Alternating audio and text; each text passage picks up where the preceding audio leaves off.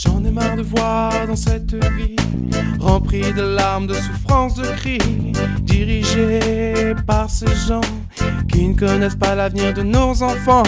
Je ne veux plus penser à tout ce qu'on me dit, je ne veux plus penser à tous ces soucis, je ne veux plus penser, mais juste m'envoler vers la planète liberté.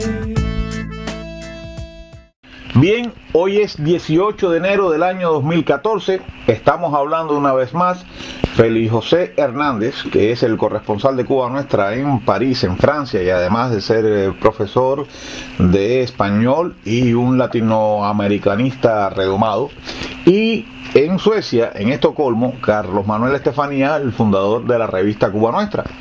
Todos los sábados, alguna que otra vez algún domingo, en lugar del sábado, conversamos Félix, José Hernández y yo sobre lo que pasa en Francia y también sobre lo que pasa en el mundo.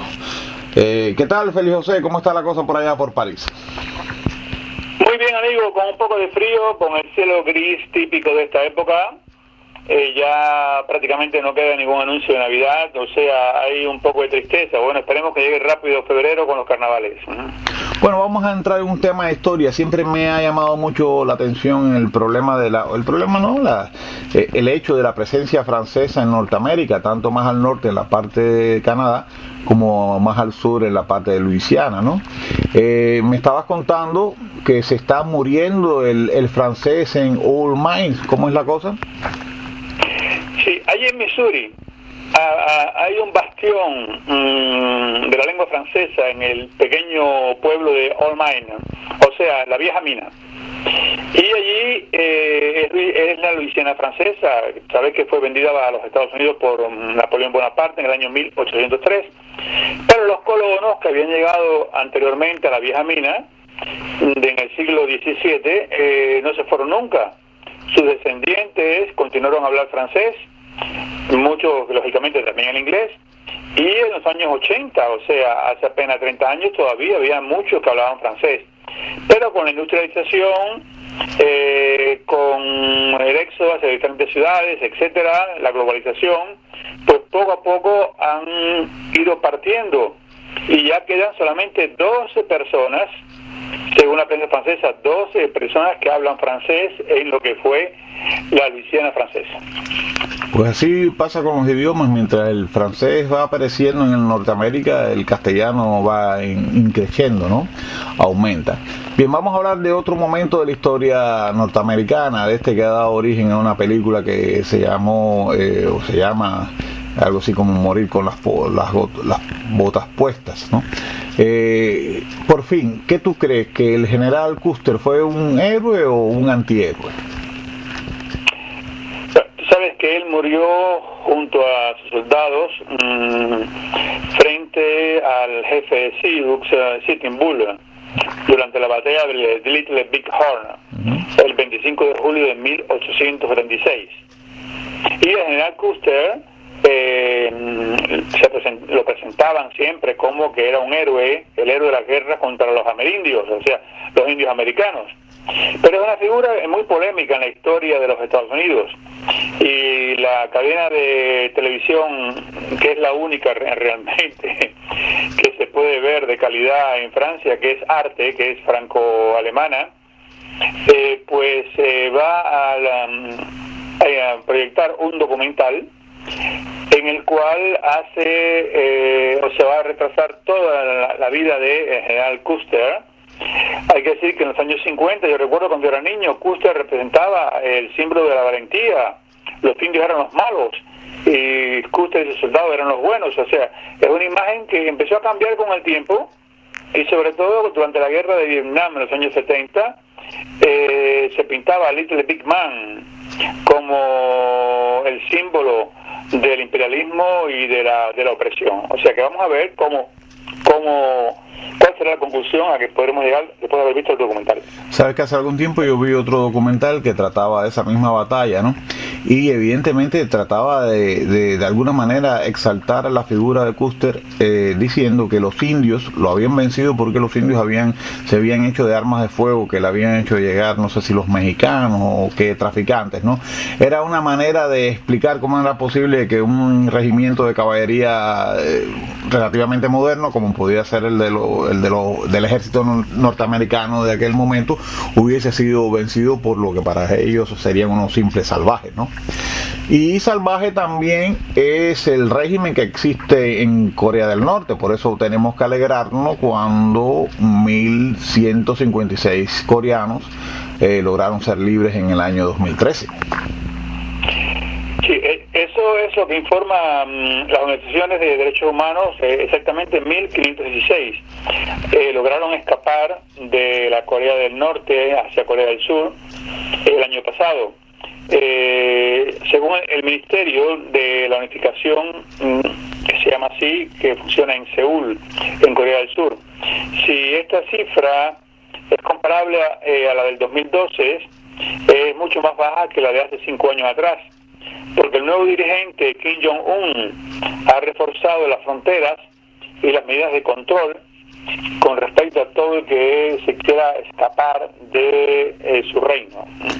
Bueno, en medio de su terrible desgracia hay que reconocer que los norcoreanos son un poquito, por un lado, un poquito más afortunados que los cubanos, porque evidentemente para ellos no existe ningún tipo de ley de pies mojados, pies secos, ¿no?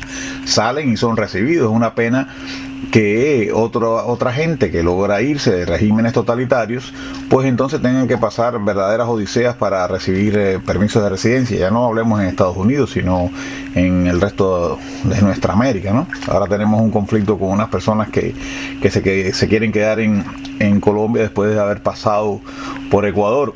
Es verdad que es simpático cuando uno escucha cuando los entrevista y ellos se refieren a los aduaneros colombianos como compañeros, uno se da cuenta del nivel de pobreza mental que tienen esas personas específicamente. No me estoy refiriendo a los cubanos en general que se van de Cuba, ¿no?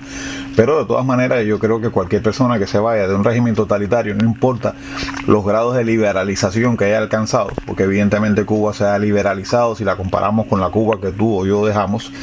Pienso que toda persona que se va de un país totalitario debe tener derecho a ser recibido y a tener permiso de residencia al país que llegue, ¿no? Y suerte tuvieron estos que pudieron escapar antes de que el nuevo dictador cerrara aún más las puertas, ¿no? Bien, vamos a tratar otro tema que me llama mucho la atención, y es este dinero, estos 4.000 millones de euros que no encuentran herederos. Yo me ofrezco y me sacrificaría para llenar un poco la lista de estos herederos que faltan. No sé si tú también. Claro que sí, pero el problema es que el Banco de Francia ha informado que en las cajas fuertes de los distintos bancos duermen, metafóricamente hablando, 4.000 millones de euros que fueron depositados en cuentas bancarias, etcétera, y por personas que fallecieron, cuyos herederos no lo saben, ignoran que sus padres o sus abuelos tenían esas cuentas. Y entonces el responsable del presupuesto, Christian Ecker, tomó una decisión que dice que hay que obligar a los bancos a publicar los nombres y los apellidos de todos los que han fallecido y dejaron esas cuentas, para que así los familiares puedan darse cuenta de que ellos tienen derecho a ese dinero. De todas formas, si al cabo de 28 años la herencia no es reclamada, pues el dinero pasa a las cajas del Estado. Así se cuidarán los bancos de dar con esos herederos, porque mientras tanto es una reserva importante que tienen ahí. No creo que le de 28 años. Aunque bueno, al final también pierden dinero, pero mientras tengan ese dinero en sus cajas fuertes, pues podrán jugar con él, ¿no? Bien, vamos a dejar a estos herederos y vamos a pasar a otra cosa que tanto a ti como a mí, como muchas personas que ya hemos dejado un poquito atrás la juventud, pudiéramos hacer un gran aporte, que es esto de que el orine es un excelente fertilizante. Pues 11.000 litros de orines disculpa, han sido utilizados por un instituto americano y con ello han logrado multiplicar por 2 la producción de heno en una granja de Vermont. El orine es considerado por los investigadores como un fertilizante muy potente, fuente de azoto, fósforo, potasio, o sea, elementos esenciales que las plantas normalmente buscan en el suelo o en la atmósfera. Hay otros ensayos que están teniendo lugar en China y en México, e incluso en Ámsterdam, que ha instalado un sistema especial de tuberías en los servicios públicos para recoger el orine, y los holandeses dicen que pueden con ese orine fertilizar hasta terrenos que equivalgan a 10.000 terrenos de fútbol. Interesante. Así que bueno, todo se puede aprovechar, como te darás cuenta. Naturalmente, ya puedes buscar una embotelladora de orine y ahí tienes un ingreso adicional. Yo ya voy a empezar a informarme cómo hacer eso, porque es una pena que se pierde y además que uno no consigue una remuneración por ese aporte que uno puede hacer a la fertilización de los campos, ¿no? Así que me parece... Claro, se puede comprar galones de plástico. Ajá. Y entonces llenar de orine y a ver, compra. Y vendérselo a los campesinos. Eso me parece genial. ¿Por qué no? Claro. Otra cosa que es muy interesante, que habla mucho de la bondad y el amor por los animales, es esto del hotel para los gatos parisinos. Pues sí, va a costar 25 euros al día.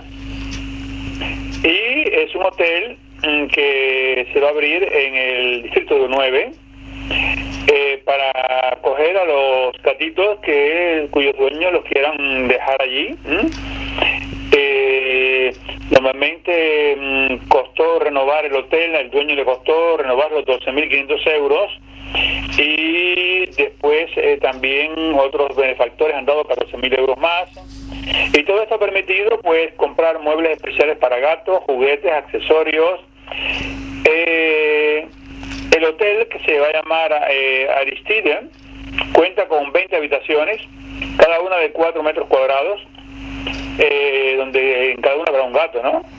Y aparte una sala de juego de 20 metros, y por 25 metros al día, euros al día, pues tú puedes dejar ahí tu gatito y así partir de vacaciones sin ningún problema. Pues bien, ya la vida de los gatos se ha convertido en el antónimo de lo que es una vida de perros, ¿no? Si se va a poder disponer de ese hotel hasta con muebles y todo, realmente es una cosa muy curiosa. Y indiscutiblemente debe ser una incomodidad para quienes tienen animales llegar a las vacaciones y no tener con quién dejar sus gatos, ¿no? Otra cosa que íbamos a abordar es la competencia que se da entre París y Londres como destino turístico. Una verdadera guerra turística, porque Londres acaba de informar que en el año 2013 la visitaron 16 millones de turistas, mientras que París fue visitada por 15.900.000 en el 2012, un año antes. Entonces un anuncio, pero con este anuncio se felicitó el alcalde de Londres, Boris Johnson, pero la conclusión parece que es precipitada, porque según la Oficina de Turismo de París, las cifras del 2013 serán publicadas dentro de pocos días, y ha habido un aumento entre 5 a 7% con respecto al 12. Quiere decir que quizás Londres se apuró mucho en decir que es la primera ciudad del mundo turística. Pero bueno, mientras tanto, el alcalde Bertrand Delanoë declaró que París siempre será la número 1. Si las previsiones son exactas, pues este año la visitarán más de 17 millones de turistas. Evidentemente las disputas históricas, la competencia histórica entre Francia e Inglaterra no van a tener fin, ¿no? Invasiones mutuas, figuras mutuas que se detestan, figuras históricas que se satirizan de un lado al otro y el otro. Uno nota mucho el tratamiento que se le da a la figura de Napoleón por parte de los ingleses, ¿no? Y muchas veces también se ve mucho humor y mucha burla de los ingleses, quizás de la reina, por parte de los franceses, ¿no? Pero quizás con el turismo pues se va a definir la cosa al final porque ganen los franceses. Yo imagino que Londres nunca podrá competir con París, ¿no? Por muy majestuosa y bella que pueda ser la ciudad de Londres, ¿no? Vamos a entrar entonces en el tema del diseño de las latas de Coca-Cola Light, que según me estás diciendo van a ser un poco más chics. Sí, mira, después de Karl Lagerfeld, que es el responsable de el diseño de la casa Chanel, Jean-Paul Gaultier y Marc Jacob, este año le tocó a Chantal Thomas. Chantal Thomas va a ser la directora artística de Coca-Cola Light para el 2014. Esa señora es una gran creadora de ropa interior femenina. De veras que son de una belleza increíble, los encajes, son muy sexy todo lo que ella hace, muy sexy. Y entonces la latica de Coca-Cola, según la foto que ya aparece en la prensa, tiene un encaje negro, y entonces un corazón en el medio hecho con una cinta, y también color gris oscuro, y dentro del corazón aparece en rojo Coca-Cola y después en gris Light. O sea que esto cada año Coca-Cola escoge a un modisto francés diferente. Empezó ya hace varios años con Kenzo, y después han ido apareciendo distintos colaboradores, y ahora tenemos a Chantal Thomas. Ella declaró que ella le gustaba la Coca-Cola Light y que por lo tanto pues nada, era un gran honor para ella decorarla. Sin embargo, el señor Oliver Jäger dijo que siempre las personas pues compran estas latas de Coca-Cola para conservarlas como recuerdo, incluso para coleccionarlas, e incluso dentro de pronto se hará va a salir a la venta una edición especial para coleccionistas. Interesante detalle, y es una vez más se nos da, como se dio mucho en la época de desarrollo del arte pop en los años 60, la vinculación entre el consumo y el arte, ¿no? En este caso en la figura concreta de las Coca-Cola Light. Hace algún tiempo empezó a darse un fenómeno muy curioso en La Habana, que no había tenido lugar antes. Era que la ciudad se inundaba en la parte del malecón, y muchas casas se inundaban instituciones y quizás alguna que otra biblioteca, ¿no? Y eso me pareció muy novedoso en La Habana, pero bueno, podía preverse con los cambios que se estaban dando climáticos en la zona. Pero de lo que nunca tuve idea o pude imaginar es que la Biblioteca Nacional de Francia también se inundara y que se afectaran miles de libros allí. ¿Cómo fue eso? La Biblioteca Nacional de Francia está compuesta por 4 rascacielos gigantescos en forma de libros, y al centro de ellos hay un bosque cerrado herméticamente, un bosque donde nadie puede entrar, que se renueva el mismo como si fuera una zona ecológica. Pero resulta que un piso, el sótano, donde estaban las colecciones de literatura y de arte, libros de arte sobre todo, hubo una ruptura de los tubos de agua, de las canalizaciones, y empezó a inundarse, y hay miles, se calcula entre 10.000 y 12.000 libros que quedaron bajo el agua, lo cual es un desastre. Pero la directora dijo que los libros eran todos del siglo XIX y del siglo XX, que ya se había hecho todo un proceso para tratar de salvarlos, de secado, etcétera, que los del siglo XX prácticamente todos se podrían adquirir de nuevo, lo que sería muy difícil, de que era la prioridad, porque es muy difícil de recuperar los que ya hayan sido dañados por cuento del siglo XIX. Y cuando estas cosas ocurren siempre se hace llamado a los franceses, ¿no?, para que la gente done. Quizás, me imagino, saldrán las listas de los libros que son irrecuperables, para que si alguien lo posee, pues lo pueda donar. Pero hace 10 años pasó algo por el estilo. Millares de libros en la parte de los libros históricos y de religión también fueron afectados por otra inundación, o sea que no es una cosa nueva en la Biblioteca Nacional de Francia. Sí, pero aquí lo curioso es que no ha sido una inundación debida, digamos, a un río que se ha desbordado o algo por el estilo, sino que han sido unas tuberías. Yo pienso que quienes deberían pagar por esos libros que hay que recuperar serían los mismos funcionarios que no sé dónde tendrían puesta la cabeza cuando comenzaron a notarse las primeras señales de que había una ruptura en la tubería, porque eso con cerrarlo el paso del agua inmediatamente hubiera afectado poco. Así que yo pienso que el primer llamado hay que hacérselo a los funcionarios de la biblioteca para que ellos estén más alertas la próxima vez, ¿no? Vamos a tratar un tema que me está preocupando. Creo que vivimos en tiempos de afrentas a los sitios que tienen algún valor importante para determinadas comunidades, ¿no? Por ejemplo, aquí en Suecia ya se ha dado en 2 mezquitas, en una han untado grasa de cerdo en las paredes, en otra pusieron señales, el símbolo de la suástica, lo cual es un error en un doble sentido, o sea, por estar intentando ofender a esas personas, y en segundo porque durante la Segunda Guerra Mundial, si alguien no fue enemigo de los musulmanes, esos fueron los nazis, ¿no? Pero bueno, esa es la ignorancia histórica. Pues bien, ahora veo que hay alguien que ha tratado de mancillar la llama eterna de la tumba del soldado desconocido. Cuéntame cómo ha sido esta situación. Ocurrió el martes.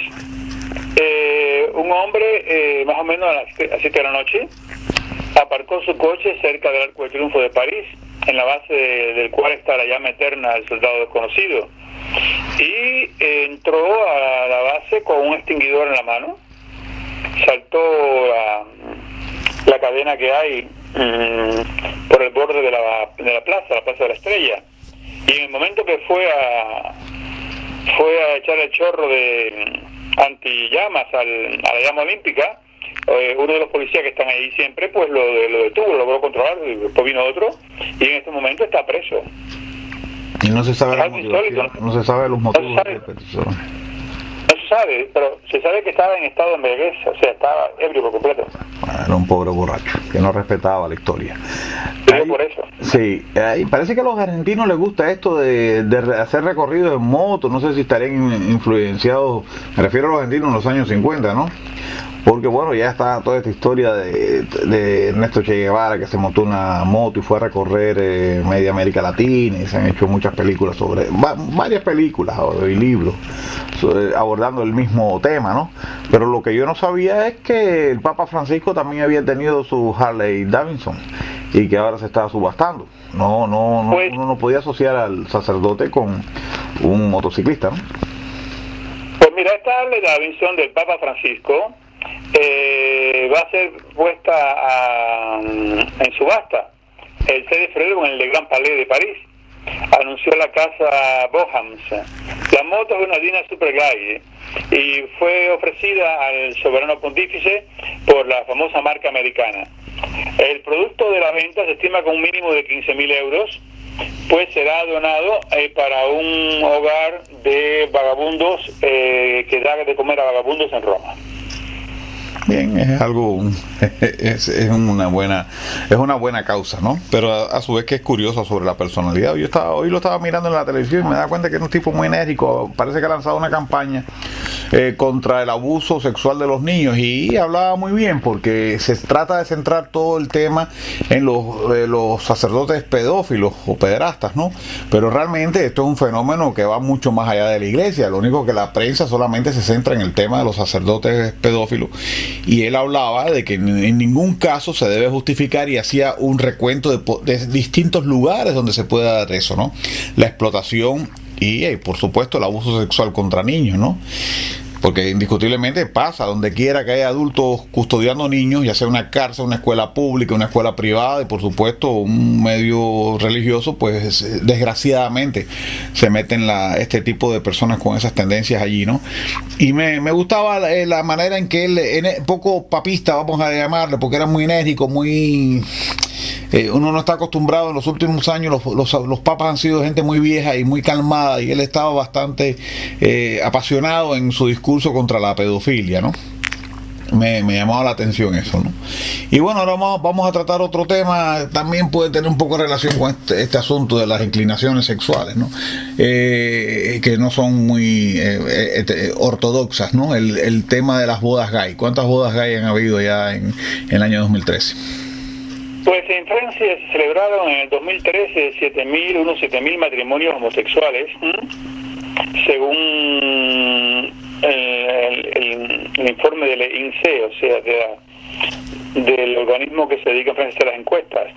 Eso representa el 3% de los 238.000 matrimonios que hubo el año pasado en Francia. En 3 casos de cada 5 fueron hombres los que se casaron. Y la cuarta parte de todos estos matrimonios homosexuales fueron celebrados en ciudades de más de 200.000 habitantes. Estamos hablando de un incremento, me dices tú. ¿Cómo? Estamos hablando de un incremento de la cantidad de matrimonios homosexuales. ¿Esta cantidad fue un 2% en relación a la que hubo el año pasado, me dijiste? No, representa el 3% de todos los matrimonios que hubo. Hubo en Francia 238.000 matrimonios. Ajá, el 3% en París. En Francia. Sí, pero la cantidad de matrimonios que ha habido, estas 7.000 bodas gays fueron en París. No, en toda Francia. En toda Francia. Ok. ¿Y esto es un 3% en relación de qué? Matrimonios que se dieron en Francia. Estas 7.000 bodas gays que se dieron en Francia son el 3% de las bodas que se dieron en Francia. No logro comprender bien la estadística esta. Ya, hubo 7.000 matrimonios homosexuales. Ajá. Lo cual representa solo el 3%. Ajá. De todas las bodas que hubo en Francia, que fueron 238.000. Sí. Estos 7.000 se dieron en París, ¿no es cierto? En Francia. Pero ¿cuáles fueron las que...? A ver, porque hay algo que no logro comprender muy bien. Tú me dices... Vamos a comenzar la historia. Son 7.000 bodas gays que se dan en Francia, que son el 3% de ¿cuáles? ¿De las que se dan en dónde? El 3% del total de bodas que hubo en Francia. Que hubo en Francia en un periodo más amplio. No, amigo, no. A ver, ¿entienden? Porque creo que las matemáticas, yo soy muy malo en matemáticas y no logro comprender que como el total de bodas que hubo en Francia son el 3% del total de bodas que hubo en Francia. Eso no lo logro entender muy bien. A ver, explícame. En Francia hubo el año pasado. El año pasado. Ajá. 238.000 bodas. Ok, el año pasado hubo 238.000 bodas. 38.000. Y este año han habido solamente 7.000. No, sí hubo el año pasado, 2013. Okay. Y entonces de esas 238.000 bodas, ajá, el 3% fue de homosexuales. Ajá, entonces estamos hablando de bodas homosexuales en relación a bodas heterosexuales. Claro, no, por eso es que no entendía. Estamos hablando de todas las bodas que ha habido, el 3% ha sido de homosexuales. Tiene la segunda parte. Ajá, dime. Todas las bodas homosexuales, 3 de cada 5 fueron de hombres. Ajá. De las bodas homosexuales. Sí. Y la cuarta parte de todas esas bodas homosexuales tuvieron lugar en grandes ciudades, en ciudades de más de 200.000 habitantes. Ok. Se nota que lo que crece es la homosexualización masculina, porque si 3 de cada 5 eran hombres, hay más de un 50% eran hombres los homosexuales, ¿no? Y bueno, un 3% en relación a las bodas heterosexuales, lo cual para mí sería bueno saber cuántas hubo el año pasado. No tienes ese dato, ¿verdad? No tengo el dato. No tienes el dato, porque sería interesante saber si ha habido un incremento, aunque creo que no hubo un incremento del proceso de homosexualización de Francia, el proceso de homosexualización formal que se está impulsando en Francia, ¿no? Es muy interesante también porque en estos días en la televisión sueca ha habido una guerra, como supongo que está pasando en Francia, porque cuando me informan sobre cómo se ve Rusia desde Francia me doy cuenta que es el mismo proceso. Ha habido una guerra tremenda contra Rusia, intentos de boicot de las Olimpiadas en Sochi que están por empezar, denunciando que si bien en Sochi existen clubes homosexuales, los homosexuales no pueden hablar claramente de sus cosas. Estaba leyendo casualmente hoy también una página de la Iglesia Ortodoxa Rusa que hablaba muy claro en esto, decía, bueno, Europa está preocupada por estos problemas nuestros y no se preocupa por los problemas serios de violación de derechos humanos que están teniendo en toda Europa con el renacimiento del neonazismo, la xenofobia, etcétera, ¿no? Entonces, bueno, para mí este es un proceso, y es muy curioso que digas que es en las ciudades, ¿no? O sea, esta formalización, porque la homosexualidad es algo que ha existido en la naturaleza y en la historia, ¿no? no es un fenómeno nuevo ni recreado, pero lo que sí es interesante es la orientación, la estructuración de todo el movimiento y la legalización de estas relaciones. Yo sigo pensando que obedece a una intención de reducir la población, y la ciudad se convierte en la maquinaria perfecta, ¿no?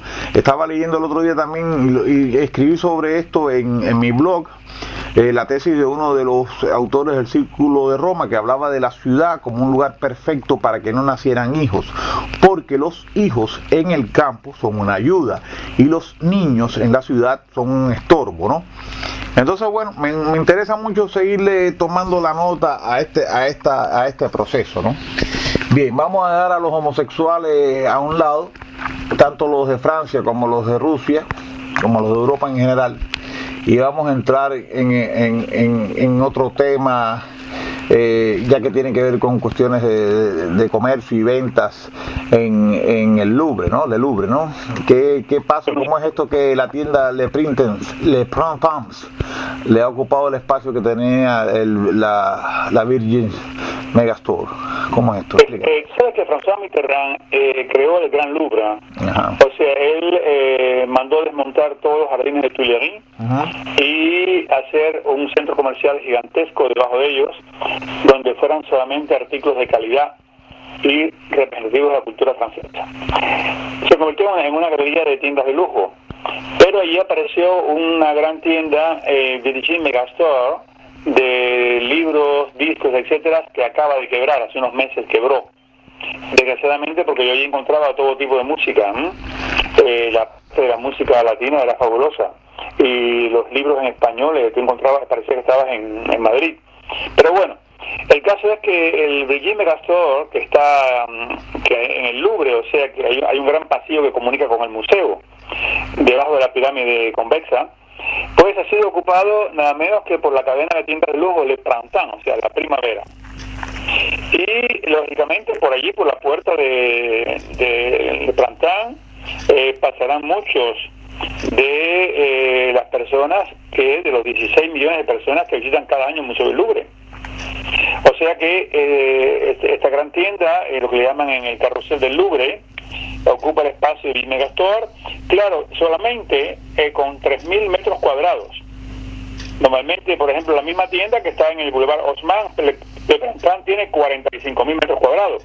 Pero bueno, allí están solamente las grandes marcas del savoir-faire francés y de otros países. Allí, o sea, de cuando tú entras, un lujo muy contemporáneo, pero verdaderamente espectacular.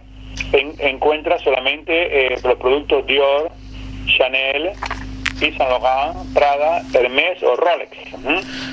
O sea, está abierta de 10 de la mañana a 8 a 10 de la noche, y repito, pues está al alcance de 16 millones de personas.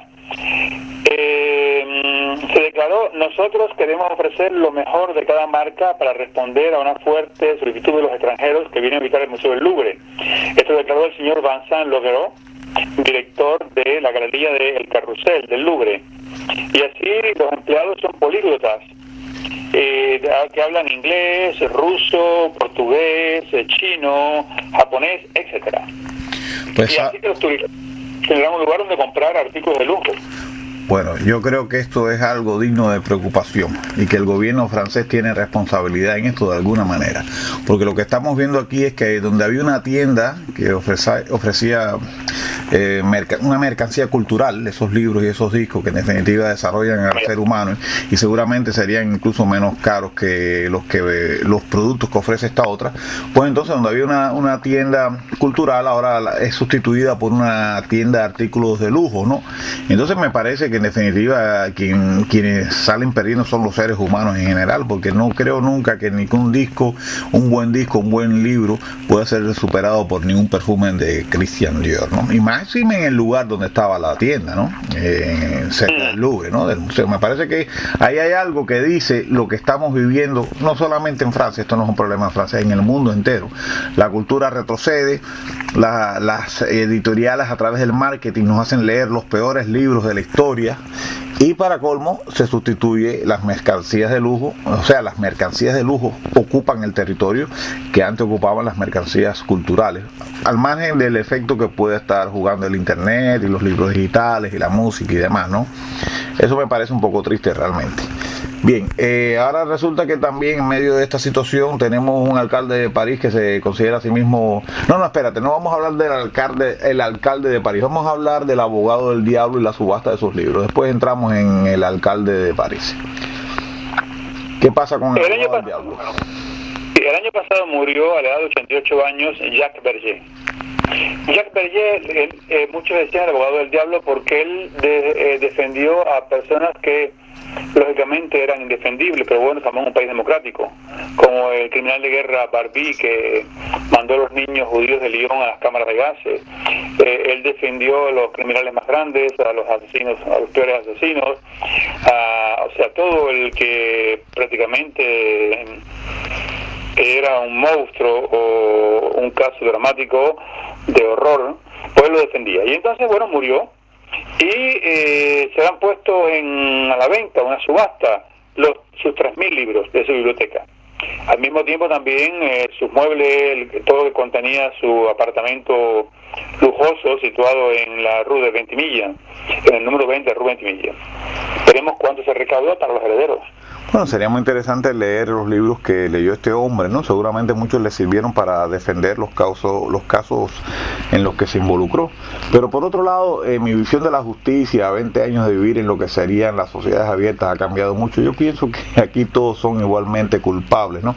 Aparte de esta formalidad donde se dice que todo acusado tiene derecho a una defensa legítima, ¿no? Y una persona que ya la gente a priori lo ha condenado, lo consideran que es un monstruo, aún esa persona merece una buena defensa.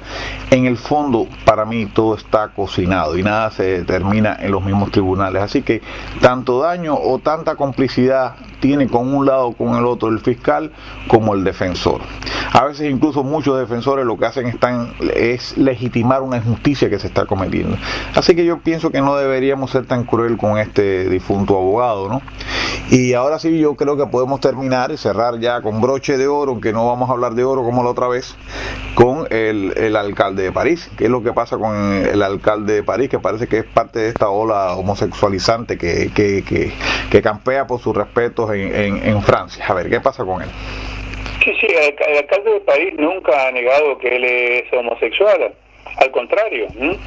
Pero bueno, termina ahora su segundo mandato y la gente se pregunta cuál será el futuro para Bertrand Delanoë.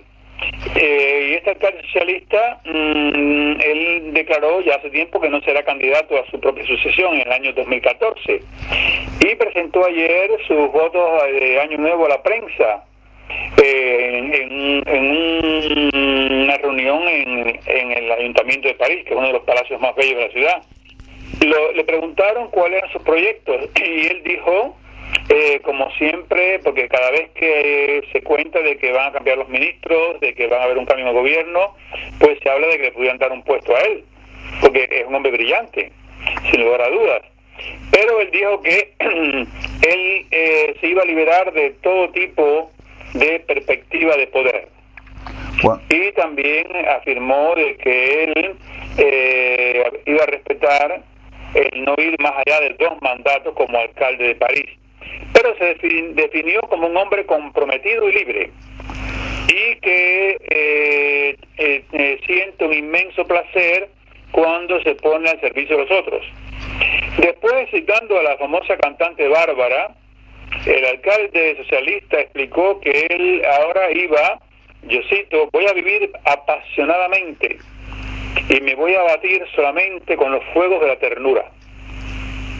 Bueno, después agregó... Dime. No, pensé que habías terminado la información. Continúa, cuando termine. Apasionadamente, solamente con los fuegos de la ternura.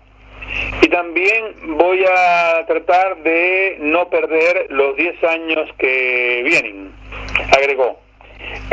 Encuentro que yo he sido un alcalde que durante mi mandato los parisinos han sido más dinámicos para producir bebés.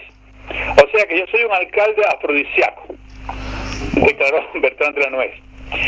Muy orgulloso de que París haya rejuvenecido y me felicito de que sí, 16.000 familias nuevas se hayan instalado en la capital. Bernard Delanoë reveló sí también que él el hecho de que él haya sido un alcalde soltero y sin hijos no le impidió desarrollar un gran servicio para las creches, para los niños, para las escuelas primarias, y esta es una forma de arreglar sus cuentas con la oposición de derecha, que lo había acusado de que él, al ser soltero y sin hijos, nunca hubiera podido comprender los problemas de las familias. En todo caso, la mayor parte de los parisinos están convencidos de que ha sido un excelente alcalde. Bueno, yo analizando la situación política en Francia y cómo están las cosas, yo creo que al margen de esta retirada oficial de este alcalde de la política, lo más probable es que él termine siendo presidente de Francia, ¿no? Más cuando Hollande ha salido del escaparate como un consumado heterosexualista, con un amante y todo eso. Entonces vivimos en tiempos muy curiosos donde precisamente un punto a favor es la homosexualidad y un punto negativo es esta exagerada heterosexualidad que lleva a un hombre a buscar amantes. Hollande no estaba preparado para eso, él no sabe que ese no era el ejemplo que le iba a dar, y yo me doy cuenta por el tratamiento que se le da hoy en día a los medios a figuras, vamos a decir, como el propio Kennedy, que he escuchado varios medios que lo atacan por haber sido mujeriego. El ser mujeriego es algo muy negativo, el ser homosexual está visto casi como un mérito, y yo creo que el próximo presidente que van a tener en Francia va a ser este personaje. Es una apuesta que hago, no las tengo todas conmigo, pero si tomo en cuenta cómo se está moviendo el mundo en este lado occidental de Europa, pues no me extraña, ¿no? Bueno, Félix José, yo te agradezco la información que has dado, te lo agradezco desde aquí, desde una Suecia completamente blanca, donde ahora sí llegó la nieve para quedarse por unos cuantos meses y donde todo está en paz y calma, ¿no? Te deseo para ti que tengas un bello fin de semana con los tuyos allá en esa hermosa París. Igualmente para ti, para toda tu familia, los amigos, y un saludo a todos los que nos están escuchando. Un abrazo bien grande desde París.